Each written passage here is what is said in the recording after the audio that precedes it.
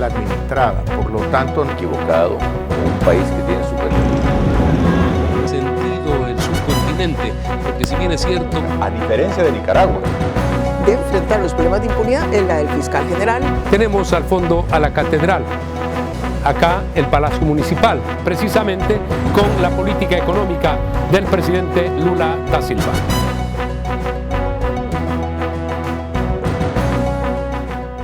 Un gusto volver a estar con ustedes en el espacio Fernando Aguayo América.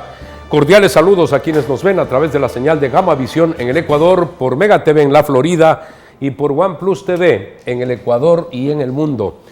Hoy tenemos como invitado al doctor Roberto Gómez Mera. Él fue presidente de la Corte Suprema de Justicia y fiscal general de la Nación, para tratar los temas de delincuencia y las acciones que se deben tomar para poder detener a ese crimen organizado.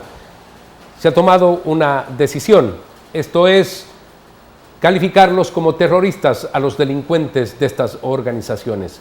Pero esto, doctor, ¿va a frenar el avance delincuencial? Muchas gracias, licenciado, por su invitación.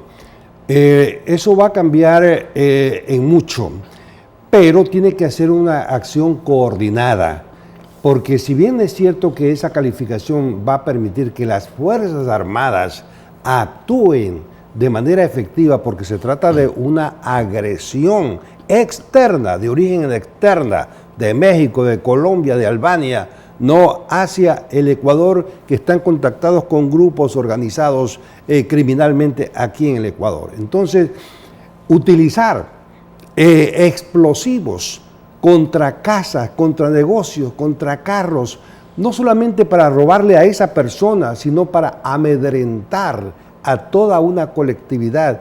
Toda la colectividad de comerciantes, por ejemplo, están amedrentados, porque si ellos no acceden a estas vacunas, entonces les va a pasar lo mismo.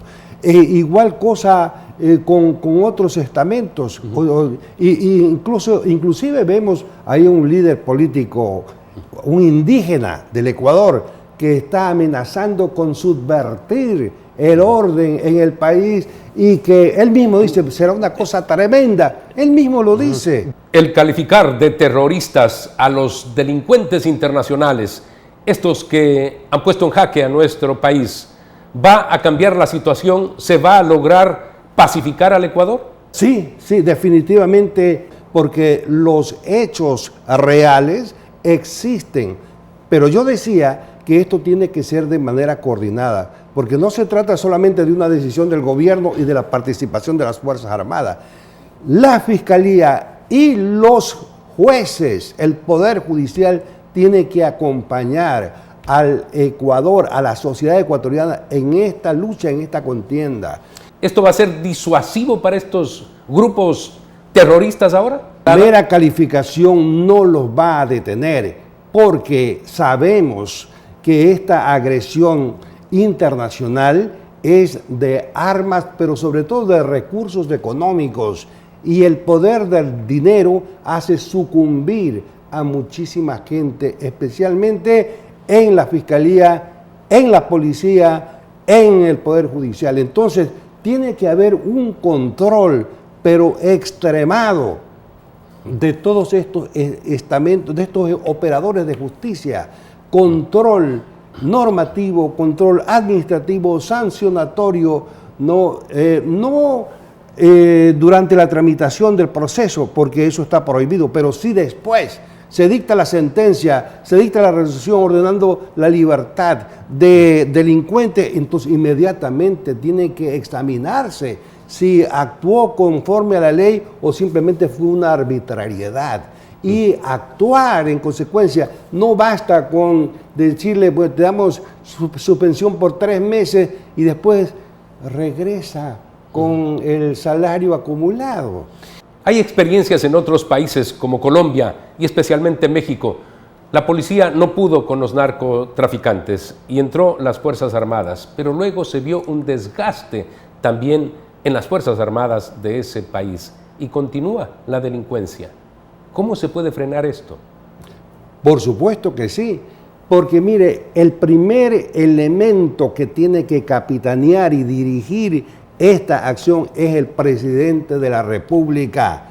Si el presidente de la República es un individuo que más bien colabora directa o indirectamente con estas organizaciones, no va a pasar nada. Y si es corrupto, igualmente peor, de tal suerte que el presidente de la República o quien dirige el Estado es el que tiene que liderar con su equipo de trabajo, con su gabinete y luego con las Fuerzas Armadas, las Fuerzas del Orden y los demás poderes del Estado, el poder legislativo y el poder judicial. Bueno, del poder legislativo es más difícil, ¿no? Porque ahí imperan los intereses políticos, pero en cuanto a la Fiscalía y al Poder Judicial, eso tiene que actuar coordinadamente con el Ejecutivo y con todos los operadores de justicia de las Fuerzas Armadas. Estamos a tiempo en el Ecuador para poder neutralizar, frenar este avance de los delincuentes que ya han usado bombas, que han hecho estallar carros, vehículos, que hay pues una agresión con armas que no las tienen ni siquiera las Fuerzas Armadas ecuatorianas. Hemos perdido tiempo porque esta manifestación criminal se ha desarrollado como nunca antes se dio en el país. No es cuestión de ver todos los días la cantidad de muertos y de explosivos que la policía hace detonar, ¿no? Se han tomado prácticamente el país, pero lo peor sería no hacer nada.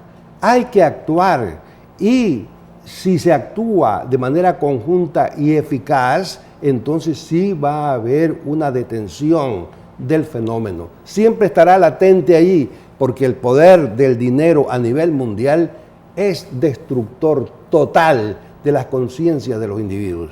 Muchas veces se critica al gobierno, al actual y a pasados también, pero esto de enfrentar a la delincuencia corresponde a todos los poderes del Estado y al país en general. Sí, eso tiene que ver incluso con la cultura del pueblo en general. El pueblo en general no suele pensar en el Estado como el conjunto de toda la nación, como el ente que representa a toda la nación y que su actuación depende en definitiva de todos nosotros, ¿no? Desde el pago de impuestos hasta la observación de las leyes y las obligaciones. Pero la gente tiende a pensar que el Estado es algo totalmente aparte y diferente. Entonces se requiere de una cultura que indique que el Estado somos todos nosotros y que si un poder del Estado, diga usted el legislativo, hace todo lo posible por impedir que el poder ejecutivo o el gobierno o el presidente ejerza su mandato y desarrolle su plan de gobierno, entonces ahí se afecta todo el Estado, no solamente una función en particular, sino todo el Estado, y todo el Estado significa toda la nación. Vamos a hacer una pausa comercial. Estamos dialogando con el doctor Roberto Gómez Mera. Él fue fiscal general de la Nación y también presidente de la Corte Suprema de Justicia.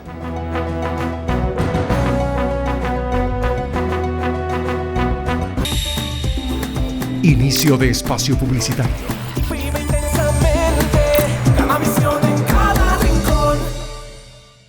Este puente sobre el río Pula, una obra esperada por 40 años, por toda la población de este sector de Yurimas, igual de arriba, que une no solamente a Daule con Salitre, sino también Santa Lucía. ¿Era justo postergar la construcción del puente? No. Por eso nos dimos a la tarea de transformar las vidas de ustedes. Un puente no es solamente para conectarse, sino para cambiar las vidas. Gracias, familia, que Dios bendiga a Daule, que Dios bendiga a Guayas, que Dios bendiga al Ecuador.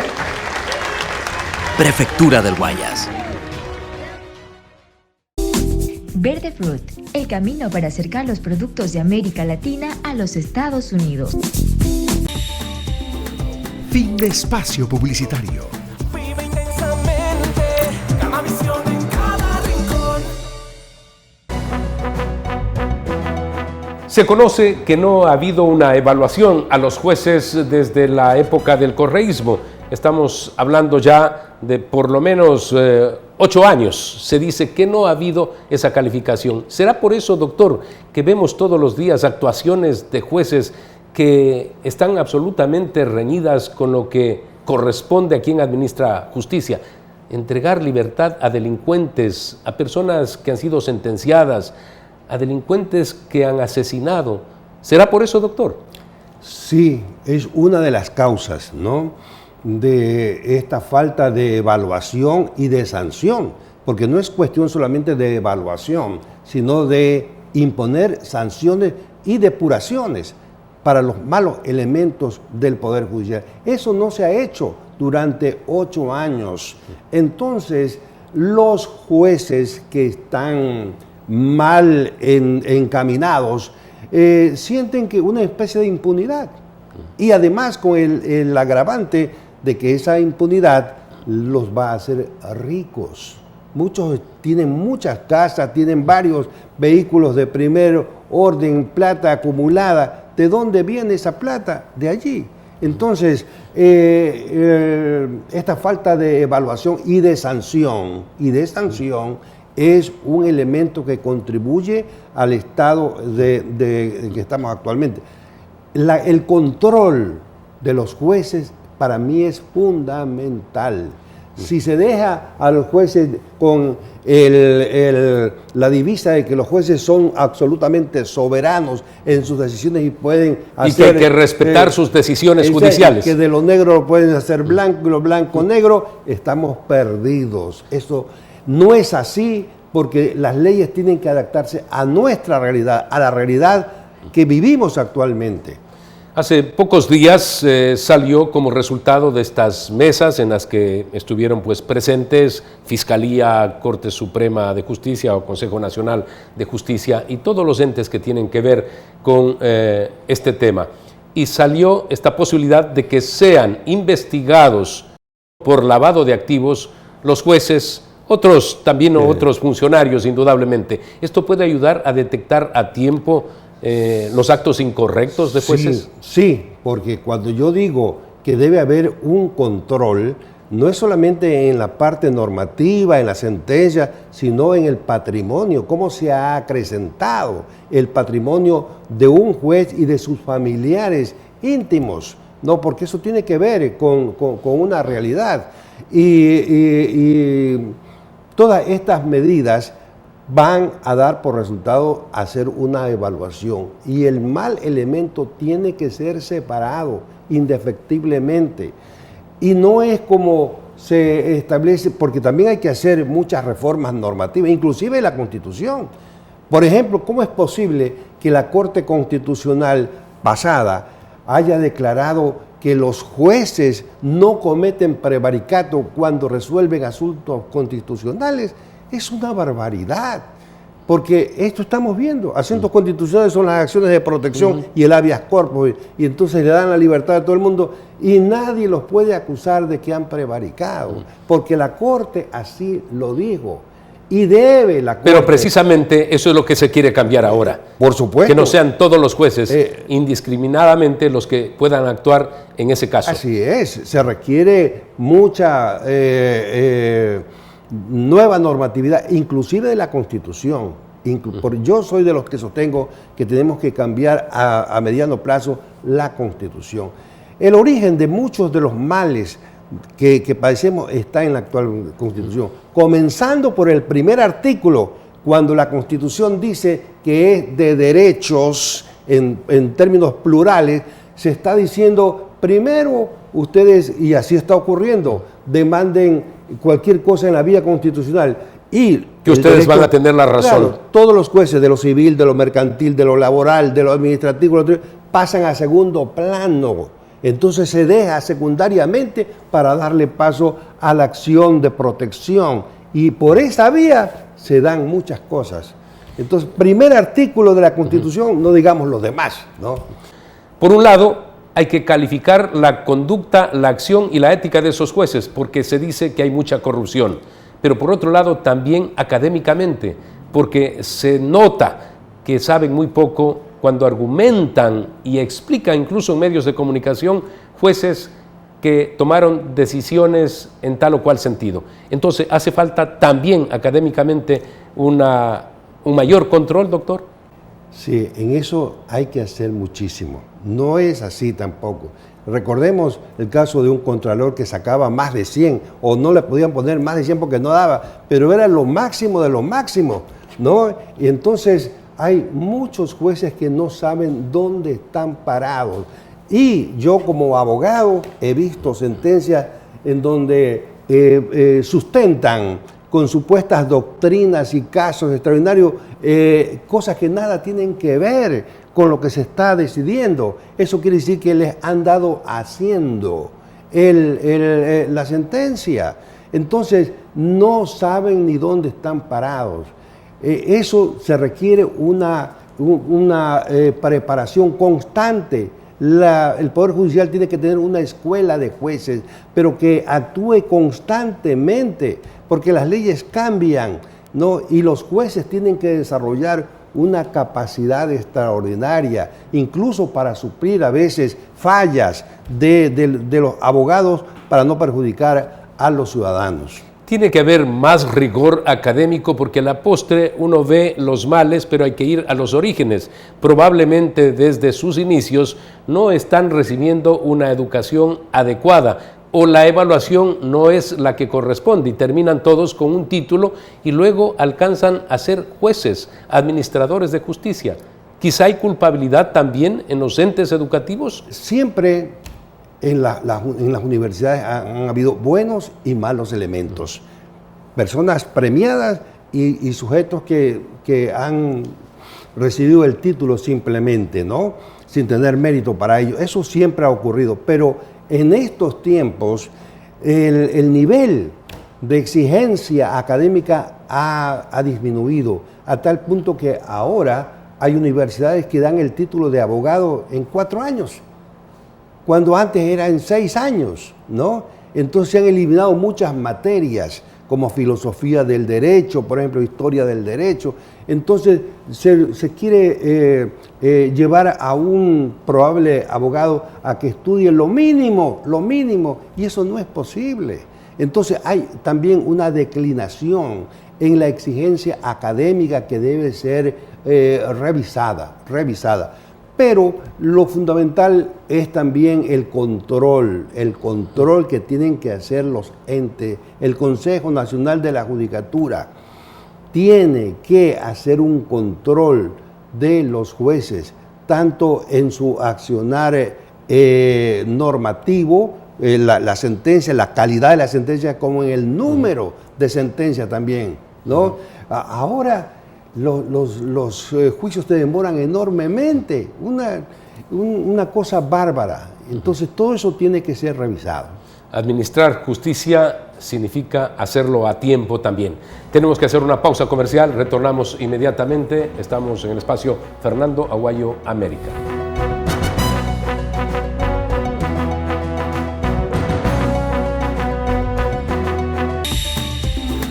Inicio de espacio publicitario. Vive intensamente, Gamavisión en cada rincón. La Prefectura del Guayas entregó el nuevo Centro de Desarrollo Infantil en la Universidad Estatal de Guayaquil para beneficiar a los estudiantes que tienen hijos, y eso no es impedimento para concluir su carrera. Mientras ellos reciben clases, sus hijos son atendidos con estimulación temprana, terapia de lenguaje, zonas didácticas, pintura, manualidades, juegos infantiles, área de lactancia y consultorio pediátrico. Todo lo que se hace con amor y desde el corazón se hace bien. Prefectura del Guayas. Verde Fruit, el camino para acercar los productos de América Latina a los Estados Unidos. Son más de 3.700 obras y servicios que transforman vidas y generan miles de empleos en la provincia del Guayas, como la construcción del puente de Colimes, la vía Cerecita-Zafando en Guayaquil Rural, la vía Yurima-Jigual de Arriba, incluye el puente sobre el río Cula, que impulsa el desarrollo de Daule, Salitre y Santa Lucía, Puente Payo, Marcelino Maridueña La Resistencia, Santa Lucía Cabuyal. Frente a la época invernal, tomar precaución. Seguimos trabajando por su bienestar y prosperidad. Prefectura del Guayas. Fin de espacio publicitario. Vive intensamente, Gamavisión en cada rincón. Frente a actuaciones de jueces, hay quienes justifican y dicen, bueno, es probable no solamente que le hayan dado dinero, sino que hayan sido amenazados. Y de pronto dicen, sabemos dónde vive tu familia. Digo, cuando uno asume un rol, toma una decisión profesional, lo hace de manera voluntaria, nadie le exige. ¿Y así hay que enfrentar esos retos, doctor? ¿O cabe el que si lo amenazan, entonces doy la libertad al delincuente? De ninguna manera. Eso sería dejar de lado las obligaciones personales, éticas, por temores y que va asociado con beneficios. Porque el temor y el favor. El temor y el favor. Y eso llevaría a la sociedad a la total debacle. Entonces, el actuar correctamente implica también, como usted bien dice, una decisión de vida. Por eso es que el juez no debe ser por periodo, sino vitalicio. Tiene que tener un buen sueldo, tiene que ser respetado también en sus ascensos y en sus derechos y en su jubilación, para que cuiden el puesto y tienen que ser controlados y bien controlados. Entonces, no es correcto, por ejemplo, posiciones de esta de los jueces deben ser sin rostro, por ejemplo. Ahora se está hablando mucho. Eso sería también completamente indebido. Un ciudadano tiene el derecho a saber quién lo va a juzgar, por qué lo va a juzgar, qué actitud va a tomar. Tiene que confiar en esa persona. Se ha dicho que esa sería una forma para que los jueces actúen sin ese temor. Pero usted dice, el acusado tiene el derecho de saber quién es el juzgador. Derecho constitucional, por un lado.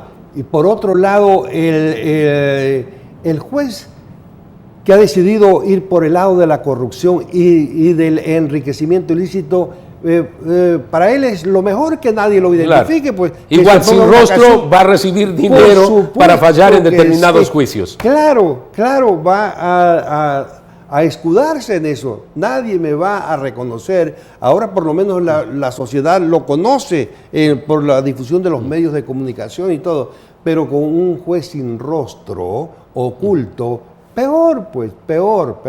Aparte de que ya en lo único que a mi juicio los romanos se equivocaron es cuando le pusieron una venda a la justicia. La justicia tiene que tener los ojos bien abiertos para ver a quién se le da el beneficio de la justicia y no al equivocado, ¿no? Entonces tiene que haber una actitud totalmente diferente, enfrentar las amenazas. Y el ciudadano tiene que saber quién lo juzga y confiar en los jueces, pero para ello también los jueces tienen que ser respetados en sus derechos. Se dice que también la opción sería juzgamientos a través del sistema telemático. ¿En qué aportaría esto, doctor? Mucho cuidado, porque en materia de administración de justicia, si bien es cierto que los elementos cibernéticos ayudan, pero lo fundamental es la decisión en la conciencia del juez. El juez, desde la época de Salomón, ¿no? Sabía quién tenía la razón y quién estaba mintiendo. Entonces el juez tiene esa opción de ver en conciencia finalmente quién está mintiendo, quién dice la razón, quién tiene la justicia y actuar en consecuencia. Eso no se lo va a dar ningún medio cibernético, ninguno. Ni ahora ni nunca. Doctor, hacen falta recursos y hubo hace pocos días reclamos por parte del Consejo de la Judicatura de mayor asignación por parte del gobierno, pero ahí quedó claro que no se lograba concretar los presupuestos y tenían que devolver los recursos. En todo caso, eso llegó hasta la justicia. Lo fundamental sería que llegue a tiempo lo que le corresponde al ámbito judicial. Por supuesto, yo quiero resaltar la entereza de la jueza que negó el pedido del presidente del Consejo de la Judicatura, que a mi juicio está desarrollando una acción demagógica con fines políticos, ¿no? Lo que tiene que hacer la función judicial y el Consejo de la Judicatura es presentar un proyecto de ley ante el Congreso por lo cual la función judicial tenga una preasignación de por lo menos un 8% del presupuesto general del Estado. Entonces eso evitaría que año a año se tenga que ir a rogarle al presidente o al ministro de Finanzas que dé más recursos, por favor. sino que al igual que la educación tiene una cantidad preasignada y nadie le puede tocar eso. Lo mismo necesita la función judicial, una preasignación que actualmente no la tiene, no de un 8 o 7% por lo menos del presupuesto general del Estado. Eso es lo que tienen que lograr con una lucha frontal frente a la Asamblea para el cambio de la ley que regula el presupuesto general del Estado. Se dice que de 12,000 servidores de justicia, 2,000 son jueces y el resto es burocracia. Pero usted ha estado al frente de la Corte Suprema de Justicia y de la Fiscalía. ¿Es necesario esa cantidad de personas que ayuden al trabajo de los jueces? Siempre es necesario, pero también la cantidad de jueces, porque la población tiene que ser mayor. Actualmente somos 18 millones de ecuatorianos, entonces tiene que aumentar forzosamente el número de jueces y de ayudantes, porque los jueces no actúan solos, no necesitan de un personal de ayuda. Entonces es una labor conjunta, bien administrada, bien calculada, bien elaborada. Doctor, muchas gracias por haber estado con nosotros Gracias, para hablar doctor, de estos delicados temas, pero además su experiencia nos ubica en el plano de la realidad, tanto en el contenido y decisiones que toman los jueces, como esta última parte en lo que tiene relación con recursos para el servicio de la justicia en nuestro país. Bien, amigos, recuerden que ustedes tienen una cita en Fernando Aguayo América la próxima semana a través de Gama Visión en el Ecuador, por Mega TV en la Florida y por OnePlus TV en el Ecuador y en el mundo.